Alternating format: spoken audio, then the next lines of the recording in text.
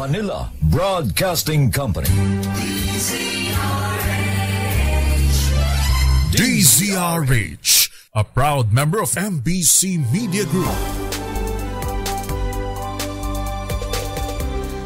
Pilipinas, ang oras, 12 minutos makalipas ang alas 4 ng hapon. Uy! Nakapag-break ka na ba? Nakapag-relax ka na ba? Saan ka man nagtatrabaho, mapa-opisina man o work from home o mula mismo sa pwesto, sasabayan namin ang break time mo. Sasabayan namin ng mga balita at komentaryo, mga panayam ng mga taong viral ngayon. DZRH Break Time!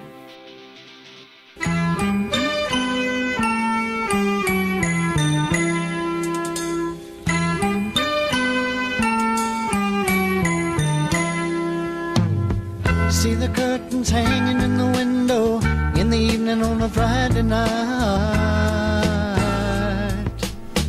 Little light is shining through the window, lets me know everything's alright. Summer breeze makes me feel fine. Fine na fine ang ating afternoon dahil makakasama nyo na naman sa isang edisyon ng Break Time dito yan sa DZRH. Ako po si Thea Pecho Corpus na sasamahan ni... Magandang hapon ho, Luzon, Visayas, Mindanao.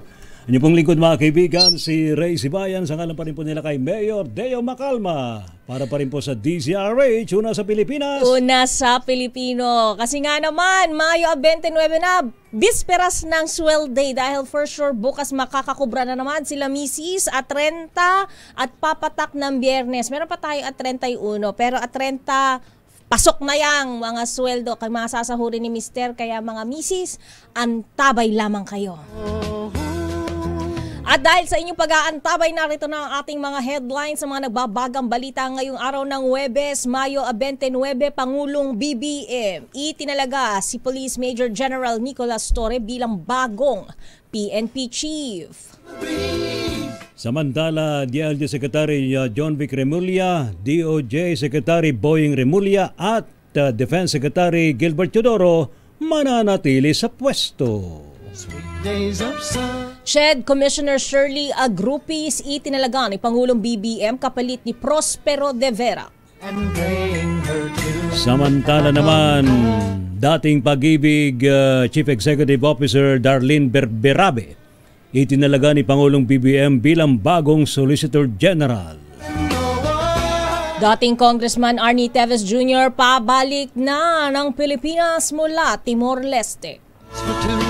Bentahan ho ng benteng bigas sa minimum wage earner aarangkada sa June 13. Apelido ng mga senador at ilang kongresista na kitang ginamit na tumanggap sa confidential funds ng Office of the Vice President. 4 namang mga sakyan nagkarambola sa Baguio City, 3 patay, 1 ang sugatan. Samantala, trailer truck na aksidente sa Batasan, Quezon City, 3 ang patay. Pagpapauwi naman sa 20 tripulanting Pinoy sa lumubog na cargo vessel sa India, inaayos na ayon po yan sa DMW. Yan ang mga ulo ng ating mga nagbabagang balita. RH Break Time! At narito na ang mga detalye. Itinalaga ni Pangulong Ferdinand Marcos Jr. si Criminal Investigation and Detection Group o CIDG Police Major General Nicolas Torre III bilang susunod na hepe ng pambansang pulisya. Papalitan ni Torre si General Romel Marbil na nakatakda ng magretiro. Si Torre ang kauna-unahang graduate ng PNP Academy na maitatalagang pinuno ng pulisya. Siya ay graduate ng tagapaglunsad class of 1993 at nagsilbi bilang District Director ng Quezon City mula sa pagiging Police Director ng Samar. Mas pumutok ang pangalan ng general ng maging leader siya ng Police Regional Office 11 ngayong Marcos Jr. Administration kung saan siya nagpatupad ng mga reforma gaya ng pagbilang sa crime statistics. Pinamunuan din niya ang operasyon ng PRO-11 sa pag-aresto kay Kingdom of Jesus Christ leader Apollo Quiboloy dahil sa kasong qualified human trafficking at child and sexual abuse. Pagkatapos ay nagbalik sa Campo Crame si Torre bilang hepe ng Specialized Unit ng Criminal Investigation and Detection Group noong nakaraang taon bago niya nakuha ang ikalawang estrella bilang Major General ngayong 2025. Congratulations po. Congrats, General Nick Torre, bagong PNP Chief. Samantala, ikinatuwa naman ni outgoing PNP Chief Police General Romel Francisco Marbil ang anunsyo ni Pangulong Ferdinand Marcos Jr. hinggil sa napiling bagong hepe ng pambansang pulisya. Ayon po kay Marbil, magtutuloy-tuloy ang mga reformang sinimulan niya sa hanin ng pulisya, kabilang po internal cleansing at PNP reorganization. Ito ang tugon na outgoing chief matapos ihayag po ni Pangulong Marcos na nais niyang mapanatili ang mababang crime rate sa bansa sa pamumuno ng bagong talagang PNP chief. Ngayon nga pong hapon, opisyal nang inanunsyo ng Malacanang si CIDG Director Police Major General General Nicolas Torre bilang bagong hepe ng pambansang pulisya. Samantala, mananatili sa pwesto sina Department of National Defense Secretary Gilberto Teodoro Jr., Secretary of Justice Jesus Crispin Remulla at Department of Interior and Local Government Secretary Juanito Victor Remulla.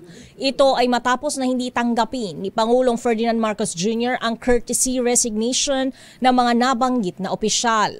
Ayon kay Executive Secretary Lucas Bersamin, definitely declined na ang resignation ng pinuno ng tatlong ahensya. Narito si Bersamin. Sino sila? Si Secretary Boying Remulla and Secretary... declined yung resignation niyan. Sino pa? Si Secretary John Vic Remulla. Declined din. How about Secretary Gilberto Teodoro po? Hindi rin. Gusto mo bang lamunin tayo? No? So yung po tatlo, dinecline na po ng Pangulo? Yeah, definitely. Declined na yan. Samantala, tinanggap naman ng Pangulo ang courtesy resignation ni Commission on Higher Education Chair Popoy De Vera na papalitan ni CHED Commissioner Shirley Agrupis. Tinanggap naman ni Pangulong Ferdinand Marcos Jr. ang courtesy resignation ng pinuno ng Commission on Higher Education o CHED. Inanunsyo mismo ni Executive Secretary Lucas Bersamin ang desisyon na palitan si CHED Chairman Prospero De Vera ni CHED Commissioner Shirley Agrupis. Si Agrupis ay dating Pangulo ng Mariano Marcos State University, Dita, Ilocos Norte. Samantala, outgoing chairman naman ng CHED na si De Vera ay natili sa pwesto sa pulpa noong taong 2018. Samantala, itinalaga ni Pangulong Ferdinand Marcos Jr. si dating Pag-ibig CEO Darlene Berberabe bilang bagong Solicitor General. Papalitan ni Berberabe na kasalukuyan din ng University of the Philippines College of Law si Menardo Guevara. Sa isang pahayag, binati ni Guevara si Berberabe sa kanyang appointment at inilarawan ang bagong Solicitor General bilang top caliber lawyer na may impressive management background. Babalik naman sa kanyang tahimik at payapang private life si Guevara matapos ang pagpalit sa kanya sa pwesto ni Berberabe. Sa iba pang balita, naisakay na sa eroplano ng Philippine Air Force na may tail number 142 si dating Negros Oriental Congressman Arnulfo Arnie Teves Jr. mula sa bansang Timor-Leste. Ayon po sa inisyal na impormasyon, tinatayang 3 hanggang 4 na oras lamang ang tagal ng biyahe dalaman sa sakay si Teves ng chartered flight. Lumipad ang eroplano bandang 1:30 ng hapon kaya inasampong darating ngayong hapon sa Pilipinas 5:30. Yun. Wala pang kumpirmadong detalye kung sa Villamor Air Base o sa ibang paliparan maglalanding ang naturang eroplano. Samantala, iginit naman po na Attorney Ferdinand Topacio Jr. na dapat dalhin si Teves sa Maynila at iharap sa Manila RTC Branch 51 na naglabas ng warrant of arrest laban sa kanya. Paliwanag ni Topacio dahil naman sa military plane sakay si Teves ay pinapayagan itong lumapag sa alinmang paliparan sa bansa. Kaunay nga ng balitang yan, nagtungo sa Timor-Leste ang mga representante ng Department of Justice, National Bureau of Investigation at Bureau of Immigration upang makipag-ugnayan sa pagpapabalik sa Pilipinas sa Pilipinas kay dating Negros Oriental 3rd District Congressman Arnulfo Teves Jr. Una nang ikinatuwa ng DOJ ang naging desisyon ng gobyerno ng Timor-Leste na pauwiin ng bansa si Teves na nahaharap sa kasong murder at inututurong utak sa pagpatay kay Negros Oriental Governor Roel Degamo. Ayon sa DOJ, naglabas ang Ministry of the Interior ng Timor-Leste ng deportation documents laban kay Teves kung saan hangad ng Justice Department na makabalik ng ligtas at nasa tamang proseso ang repatriation ng dating kongresista. Kabilang pa sa naging administrative deportation decision ay ang pagpataw kay Teves ng 10-year ban sa pagbalik sa Timor-Leste base sa ilalim ng domestic laws on immigration and asylum ng nasabing bansa.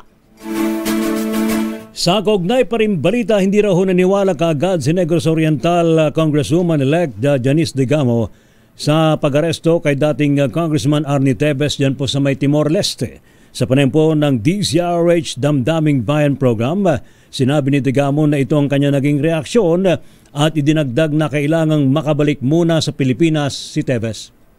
Dapat he has to reach Philippine soil first para talaga kami maniwala na ito na talaga yun. This is what we have been praying for and longing for, na dumating at mangyari para naman mapapanagot siya sa mga kasalanan ginawa niya sa mga loved ones namin. Anya ongoing pa ang status ang kaso at inonotify sila ng korte kapag nasa Pilipinas na si Teves para tumestigo laban sa kanya. Bukod dito, mahinala na rin si Congresswoman Degamo na hindi nakakulong sa Timor-Leste si Teves dahil man sa nakapag-post pa umano ito sa kanyang social media. Nang tanungin naman kung ano ang nais mangyari kay Teves sa oras na ma-deport pabalik sa Pilipinas, idinimpo ni Congresswoman-elect Degamo na hindi dapat ito mabigyan ng special treatment sa kulungan. Meron ba tayong dungeon dito? Doon siya dapat Talagang yun naman sanang a taste of how it feels doon sa mga ginawa niya. Yun bang after being there, magiging remorseful siya sa mga nagawa niya, magiging regretful siya sa mga ginawa niya. Yung ganung prison dapat, hindi yung buhay mayaman sa loob ng jail. And that is what we want to really happen. Muli ang tinig mga kaibigan ni Negros Oriental Congresswoman-elect Janice Degamo.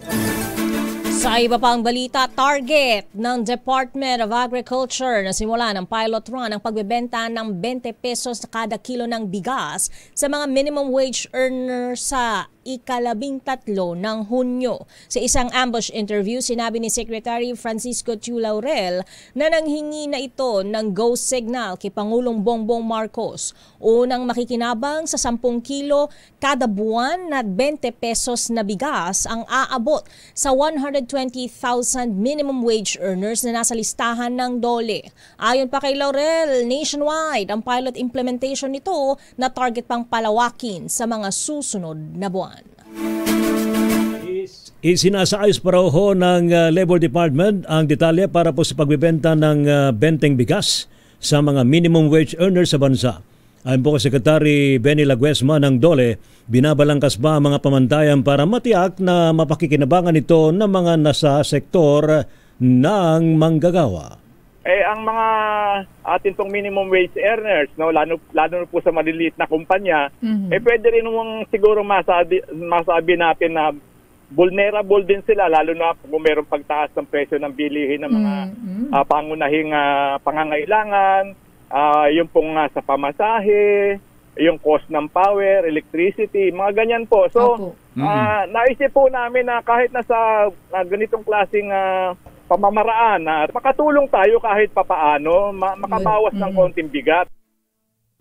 Sa talaan po ng DOLE, umabot na raw po sa 120,000 ang minimum wage earners sa bansa na posibleng makinabang sa benteng bigas meron na program. Sana makinabang din tayo. Oo nga eh. Sayang din yun, 20 Of course. Tsaka 10 kilo per month allotment, diba?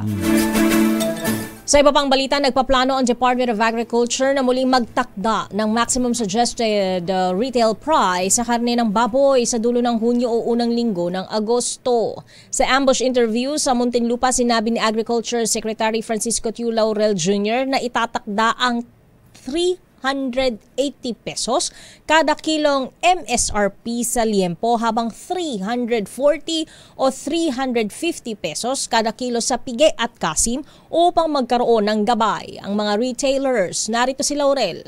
I-reinstate yun definitely dahil dapat may guide ang mga consumers para pumunta sila sa mga nagbebenta sa retail. Siyempre, sasingilin nila yung mga retailer na, sabi na dapat MSRP yun, importante meron. Ayon kay Laurel, tinatasan na nila ang rebisadong plano kung saan direkta nang bibili ng karne ang Food Terminal Incorporated o FTI sa mga farm. Sila na rin ang magkakatay at magde-deliver sa mga retailers. Ito'y ayon sa utos si Pangulong Ferdinand Marcos Jr. na bawasan ang middleman upang mapababa ang presyo sa mga lokal na pamilihan. Narito muli si Laurel. Kahit pa kami naayos kasi meron din tayong mga batas na kailangan ayusin or mga internal rules ng DA sa National Meat Inspection Service na kailangan mabuhin o modify. Bukas din anya ang Department of Agriculture na mag-angkat ng karne ng baboy upang kung kinakailangan upang tuluyang mapababa ang presyuhan nito. Shortage daw po sa supply ng baboy ang nakikitang dahilan ng Food Terminal Incorporated sa kung bakit mataas ang presyo ng karneho ng baboy sa merkado. Ayon po kay FTI President Joseph Rudolph Lo, bunso dito ng pagdami daw po ng kaso na African swine fever sa bansa. Sa monitoring ng FTI noong 2019 ay nasa 16 million pa ang populasyon ng baboy sa bansa pero ito raw ho ay bumaba na lamang sa 8 milyon. Ito rin na niyang dahilan ng pag-aalis ng maximum suggested retail price ng Department of Agriculture sa karneho ng baboy. Sinubukan ho ng mga commercial farms ho natin na sundan yung MSRP. Kaya nagsabi naman sila, sumunod naman yung iba. Nagsabi naman sila na kung kami pa yung sumunod, kami pa yung nasasaktan, nalulugi dahil yung iba hindi nga daw gumagawa. So nag-explain naman ho sila na may shortage talaga. Na-recognize naman po natin yun. Samantala, aminado ang Department of Agriculture na malaking dagok sa sektor ng agrikultura ang ipinapatupad na restrictions sa San Juanico Bridge. Ayon kay Agriculture Secretary Francisco Tiu Laurel, maraming truck na may kargang produktong agrikultural ang naipit at hindi makatawid ng tulay. Dahil dito, bumagal ang distribusyon ng mga pananim at iba pang supply mula sa Samar patungong Leyte at vice versa. Giit ni Tiu Laurel, nagpadala na ang DA ng mga tauhan sa lugar para i-assess ang sitwasyon at mailatag ang mga posibleng solusyon. Nakikipag-ugnayan na rin ang ahensya sa Department of Transportation, Department of National Defense at sa mga lokal na pamahalaan. Narito si Laurel. Isang malaking problema nga pala natin sa agri, yung problema sa San Juanico Bridge. Maraming nag-ipit na mga truck na hindi makatawid. Nagpapunta ang DA at nagpapunta na kami ng tao sa lugar para ma-check kung ano other options. We are coordinating with the DOTR, pati DND, LGUs. Ang alam ko ang DND mag-hire ng isang RORO or LCT para to help transport trucks from point to point. Hindi ang gamitin sa Juanico. So problema sa San Juanico, nalilis lang na sasakyan ng pagpapalala sa moment. So that is part of the problem. Magugunitang istriktong ipinatutupad ng DPWH ang 3 toneladang load limit sa tulay dahil sa isa sa ilalim ito sa major rehabilitation at retrofitting para mapanatili ang kaligtasan ng mga motorista. Iba pang detalye ang ibibigay natin mamaya. Trailer truck na naaksidente sa Batasan, Quezon City. Na naman, may naman aksidente? Ayan, accident-prone area talaga yan eh. 3 ang patay. At 4 na sasakyan nagkarambola sa Baguio City. Naku po. 3 rin ang patay. Ay nako. Ito, pagpapauwi sa 20 tripulanting Pinoy na lumubog sa cargo vessel sa India, inaayos na ng DMW. And of course, mamaya rin magkaroon tayo ng mga reaksyon tungkol sa pagkakatalaga kay General Nicolas Torre III bilang bagong PNP chief. And I think meron na ring reaksyon si Major General Torre na ibabalita mamaya ni Edniel Parosa. Ayun. Congratulations pa rin naman. Yes, congrats, General Sir. Pilipinas, kasama niyo pa rin sa isang edisyon ng Break Time. Ako po si Thea Petro Corpus. At Ray Sibayan para pa rin po sa DZRH. Una sa Pilipinas. Una sa Pilipino, ang oras 32 minutos makalipas ang alas 4 ng hapon. Ang 40 minutos makalipas ang alas 4 ng hapon. RH Break Time. At hindi na tayo magpapatumpik-tumpik pa dahil napapanahon na ang pamimigay natin, ang paghahatid natin ng swerte sa ating maswerteng nagpadikit ng DZRH sticker. Dahil narito na ang kadikit sa swerte sa mga nagpadikit ng DZRH sticker sa ating init-tikit sa Tag-Init Sticker Lakas Promo. At kung gusto nyo ng 1,000 pisong papremyo, ihanda na ninyo ang inyong mga telepono dahil baka numero na ninyo ang matawagan ni Wina. Kaya naman, heto na!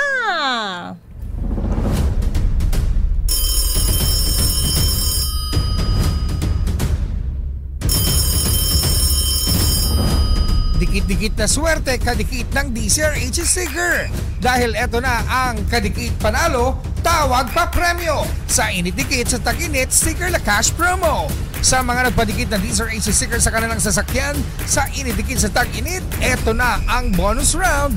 Dahil pag kayo aming tinawagan at nakasagutan tama sa aming katanungan, instant 1,000 pesos ang inyong mapapanalunan. Ayan na! May natawagan na! Halo. Ang bilis din ang putagad yung telepono, no? Pagka-ring. Siyempre, ano pang silbit nagpadikit ka kung hindi ka naman naasang ikaw ang mabubunot at matatawagan at magkakaroon ng chance ang manalo ng 1,000 piso. Pambihirang pagkakataon yan. Kung only if, ayan, masagot mo, ang tanong, mahiwagang katanungan. Na ang sagot ay DZRH.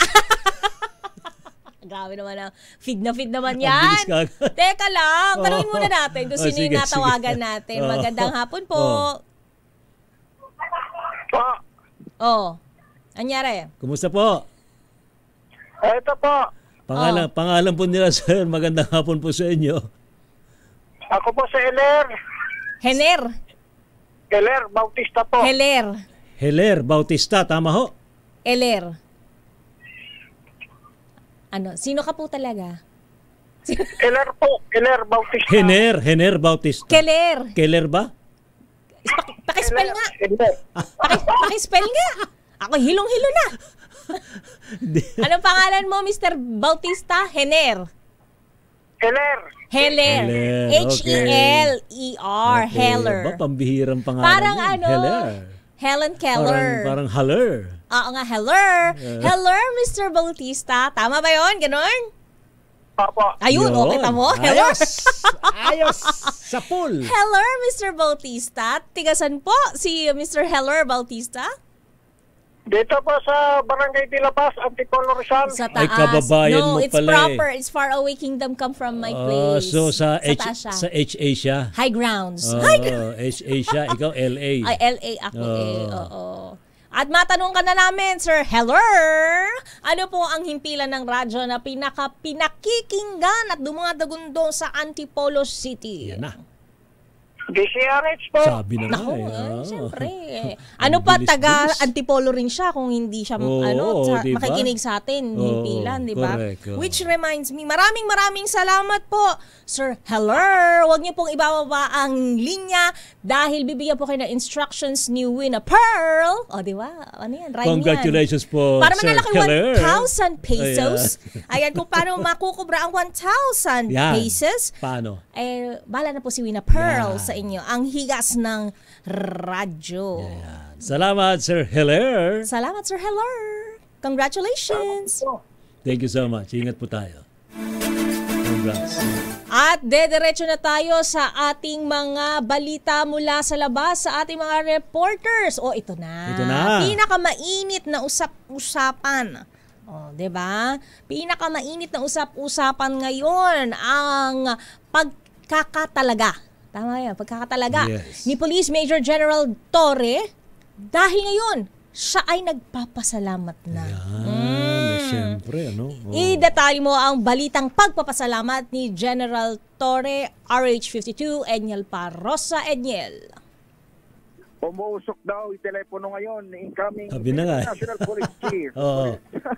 Grabe, no? Kaliwat kanan yan. Ganun talaga. Libo ata yung mensaheng tinanggap Itong incoming 31st Chief of the Philippine National Police, ngayon Police Major General at soon to be 4-star rank General Nicolas Torre III. Ito ang pabirong pahayag ng General makaraang anunsyo ng Malacanang ang kanyang appointed bilang ika-31 hepe ng pambansang pulisya. Sa kanyang unang statement matapos sa paghirang ng palasyo, nagpasalamat si Torre sa mga natanggap na suporta, maging ng mga mensahe ng pagbati, pero humingi siya ng paumanhin sa mga hindi mo na masagot at nakiusap na text na lamang daw ang ipadala sa halip na siya ay tawagan. Kasado ang turnover sa bagong PNP chief sa June 2, 5 araw bago ang pagkatapos ng termino. The outgoing PNP Chief Police General Romel Francisco Barbil, maalala na extend lamang sa termino na dapat sana magre-retiro noong Pebrero. Si Torre, ang kauna-unahang graduate sa PNP Academy na may tatalagang pinuno ng pambansang pulisya na dati dinodomina ng mga galing sa Philippine Military Academy. Miyembro si Torre ng tagapaglunsod class of 1993. Nagsilbi siyang Police Director ng Samar Province, Quezon City at Davao Region bago naging pinuno ng specialized unit ng CIDG. Nitong nakarang administrasyon nga ay naging district director ng QCPD si Torre habang ngayong administrasyong ito ay pumutok ang kanyang pangalan nang siya ay maging leader ng Police Regional Office 11 o itong Davao Region kung saan pinamunuan niya ang operasyon ng pag-aresto kay Kingdom of Jesus Christ leader Apollo Kibuloy dahil sa kasong qualified trafficking at child and sexual abuse. Pagtapos ito, nagbalik sa kampo si Torre bilang hepe ng CIDG kung saan siya nabigyan ng ikalawang estrella at na-promote bilang Police Major General. Abay, matindi ngayon ang kasiyahan ng mga taga-PNPA. Yun nga ang tatanungin ko sa iyo, Edney. Record-breaking yan, for the first time. Naging pagtanggap ng mga PNPA alumni? Kasi nga, syempre, kauna-unang PNPA-er yung magiging hepe ng PNP. O, di ba? Parang makaalay talaga. Merong taga-PNPA na naging PNP chief. Yun, mismo. Unang kabalir kung tawagin. Correct. Si General Torre. Wala pang official statement mula sa mga kinabagit na institusyon. Maging ang Philippine National Police in general ay nagpa-advance lang sa atin ng abiso na magre-release sila ng statement in a while. Oo nga naman. Lalo pat yung PNP PHO Chief, bagong promote din ngayong araw. Ayaw nga, no, si Tuanyo. Wow, congrats din kay General Tuanyo, ano ha? Police Brigadier General. General na siya, 1-star general. 1-star general na rin siya. So sa ngayon ay busy rin dito sa PIO, pero in a while, sabi naman sa atin, magre-release ng statement. At tama kayo, talagang makasaysayan nito. At kumbaga siguro, pwede rin natin i-speculate. Nakaka-proud talaga sa part siguro ng PNPA na correct. magkaroon ng bagong chief. Ang PNP, nag-graduate nila. Ay galing sa kanilang kumbaga swak na swak. Taga-PNPA. Ang naging PNP chief. Correct. Ay kanina, nagsalita rin si PNP chief, outgoing chief, si Police General Romel Francisco Barbil. Sabi niya ay, and I quote, happy siya sapagkat alam niya na yung kanyang mga reforma bilang PNP chief ay may pagpapatuloy sa lideratong ito na susunod sapagkat under ng PNP Chief Barbil sinimulan yung reorganization ng PNP. Yung dating militaristic na structure ng PNP ay sinusubukan ngayon na i-flatten para mapalakas yung accountability. Kung mapapansin nyo, itong lately kapag may nagkakamaling police, diretso agad yung kanyang director o immediate commander sinisibak sa pwesto. At isa lamang yan doon sa mga reforma na balak pang ipagpatuloy nga ng PNP.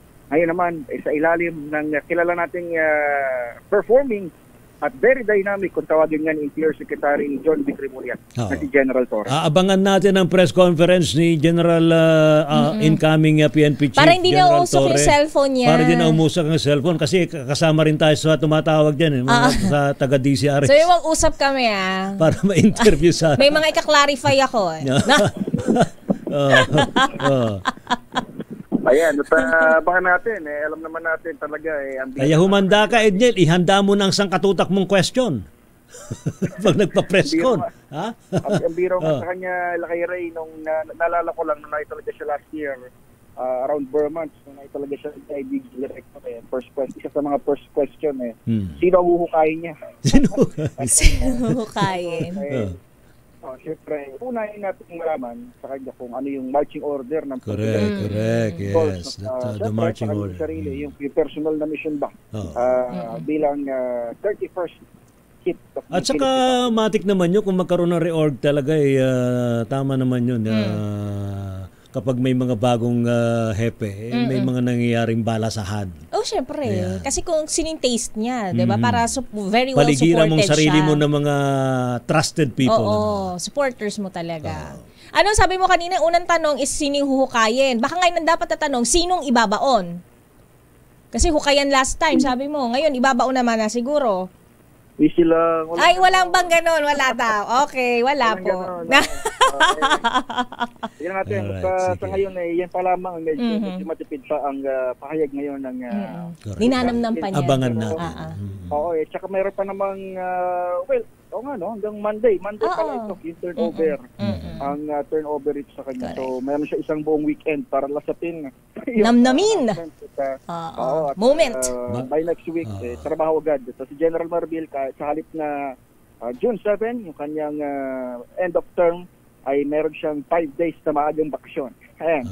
At earlier na. Presidente Bongbong Marcos. So, yan ang latest dito sa Campo Crame. Balik sa inyo, Lakay Ray at Mistea. Thank you, Edniel Porosa, live from Camp Crame sa Quezon City. Ayan. And of course, kaugnay pa rin po nitong pagkakatalaga kay Major General Torre bilang bagong PNP Chief, abay kumpiyansa naman ng Malacanang na wala sila nakikitang demoralisasyon sa hanay ng pambansang pulisya. Ibalito mo nga yan, RH14, Let Narciso, Miss Let.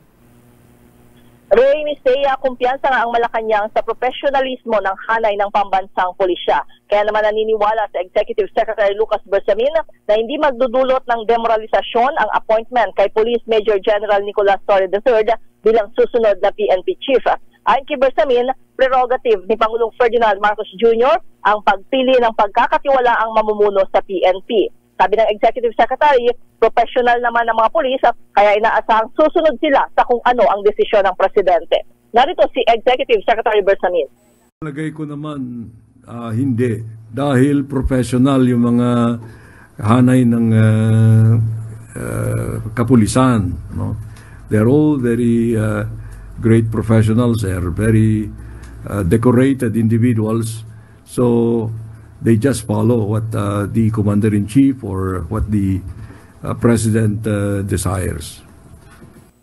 The Executive Secretary Lucas Bersamin. Ito si Let Narciso para sa DZRH. Una sa Pilipinas, una sa Pilipino. Maraming salamat, Miss Leth. Samantala, impeachment trial kay Vice President Sara Duterte maaaring ituloy sa susunod na Kongreso ayon yan. Kay Senator Coco Pimentel. Idetalye ang balita, RH28 Raymond Dadpaas. Raymond. Mr. walang nakikitang dahilan si Senador Aquilino Coco Pimentel III para hindi ituloy at itawid sa 20th Congress ang impeachment trial kay Vice President Sara Duterte na masisimulan ngayong 19th Congress.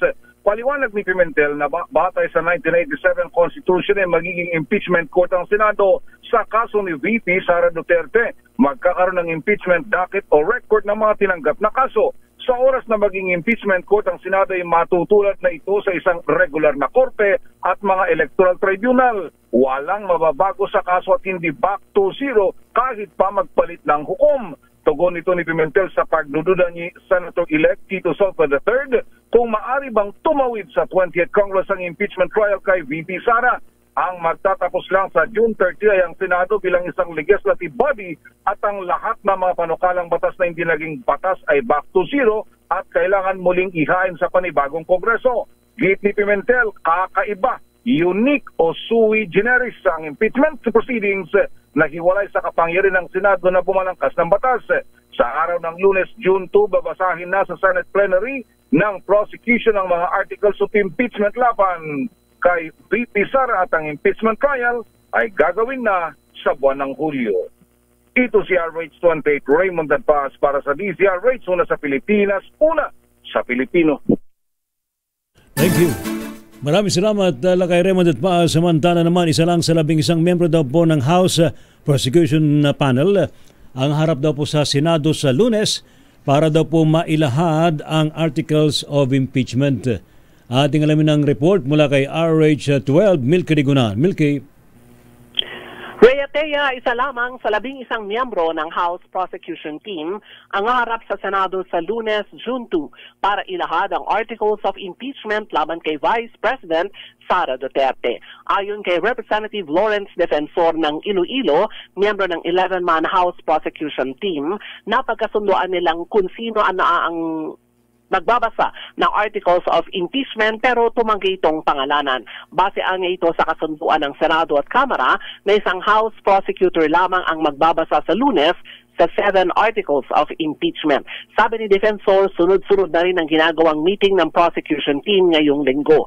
3 sa 7 Articles of Impeachment ang betrayal of public trust at commission of high crimes matapos pagbantaan ng buhay ni na Pangulong Bongbong Marcos, First Lady Lisa Araneta Marcos at House Speaker Martin Romualdez.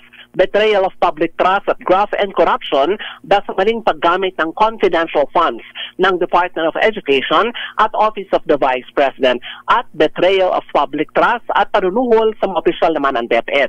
Nanindigan sa defensor na tatawid sa 20th Congress ang impeachment trial. Anya, tangi ang legislative power lamang ng Kongreso ang natatapos oras na magsara ang 19th Congress. Dagdag pa ni Defensor, bagamat ang impeachment ay hindi isang judicial proceeding, gaya ng sa korte magbago man ang hukom, ay hindi madidismiss ang kaso. Ako si Milky Rigunan, gulat para sa DZRH, una sa Pilipinas, una sa Pilipino. Maraming salamat manang Milky. Standby sa Diyosa ng Showbiz. 3 ang nasawi at 1 ang sugatan sa nangyaring karambola ng 4 na sasakyan sa Bocaucan Road sa Baguio City, ganap na alas 3:30 kaninang madaling araw. Ayon kay Baguio City, yung sa Baguio TV, ayon kay Baguio City Police Office City Director Police Colonel Ruel Tagel, nasangkot sa karambola ang isang Toyota Tamaraw FX, isang forward closed van, isang Hyundai Tucson at isang Mitsubishi L300.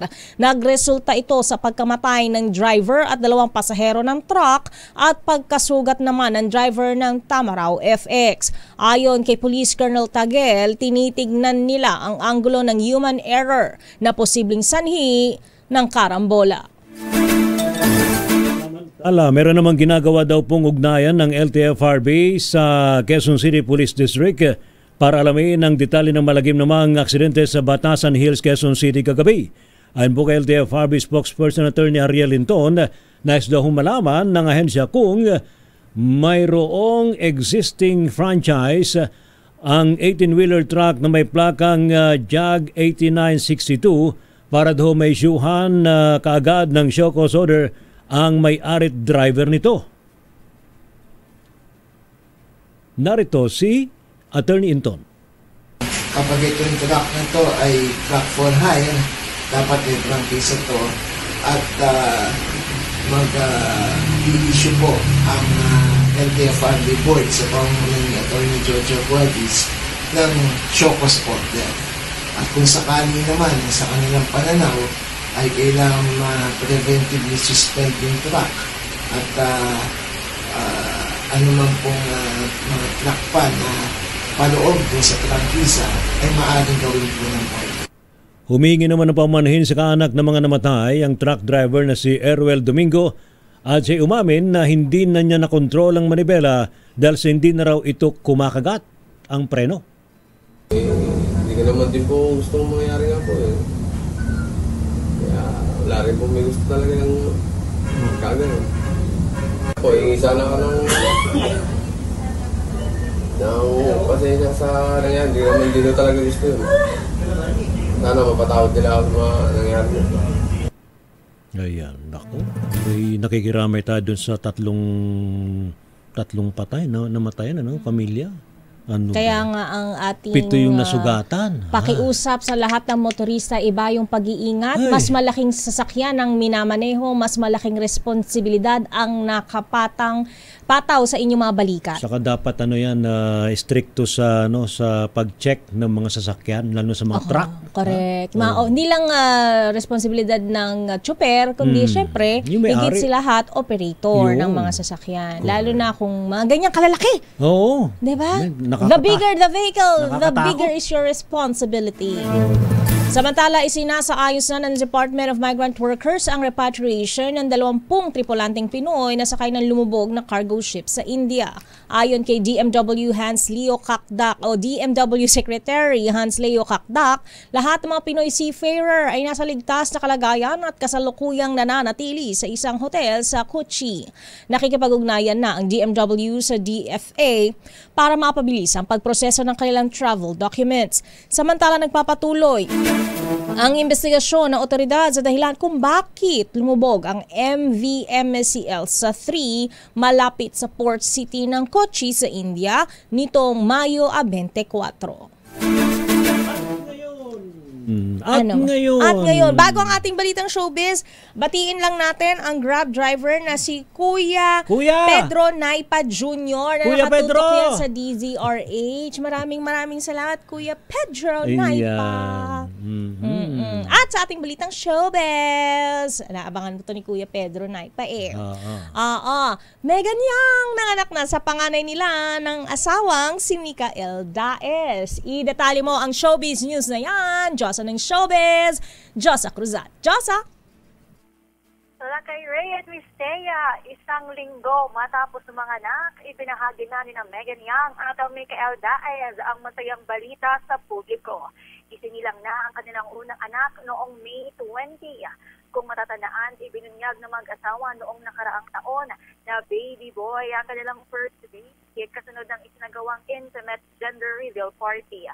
Sa pamamagitan naman ng social media, ipinakita ng celebrity couple ang ilang larawan at video na sumasalamin sa naging pregnancy journey ni Megan. Mula sa unang mga linggo ng kanyang pagbubuntis hanggang sa sandaling buhat na nila ang kanilang baby. Emosyonal at puno ng pagmamahal ang bawat kuha.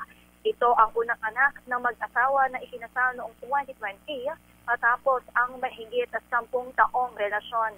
Dahil sa kanilang update o bumuhos ang pagbati mula sa fans, kaibigan at kapwa celebrities para sa bagong yugto ng kanilang buhay bilang magulang. Para sa Break Time Showbiz, ito si Josa Cruzat na nag-uulat para sa DZRH. Una sa Pilipinas, una sa Pilipino. Congratulations! Congrats, Megan Yang and Mikael Daes. Diba? Ang cute yung parang naaamoy ko yung video. Di ba kapag yung baby? Diba? Ba't ganun? Parang naaamoy ko. Parang ang tamis-tamis. Maraming salamat, Josa Cruzat, at sa inyo pong pagtutok sa aming himpilan sa programa. Ay, ang tawag pala sa mga graduates sa PNPA, ay Lakan. Partner ng Lakambini. Ang PMA ang Cavalier. Cavalier are horses, right? Tama ba? They make use of horses? Tama ba yun? Yes. Okay. Thank you so much po. Nakasama niyo po sa isang edisyon na naman ng Break Time. Ako po si Thea Petro Corpus. At Ray Sibayan para pa rin po sa DZRH. Para mama. Para pa rin po sa DZRH. Una sa Pilipinas. Susunod ang balansyadong pagbabalita natin sa atin ni Ka Henry Uri at Miss Kay Karen Oyong. Babalik din po sila kay Deo. Makalmahan nyo lang. Huwag kayong mag-alala. He's just on a break. Si Henry Uri at Josa Cruzat pala ang susunod at mamibigay sa atin ng balansyadong pagbabalita. Para mama. Pilipinas, ang oras 3 minutos makalipas ang 5:00 ng hapon. This time check is brought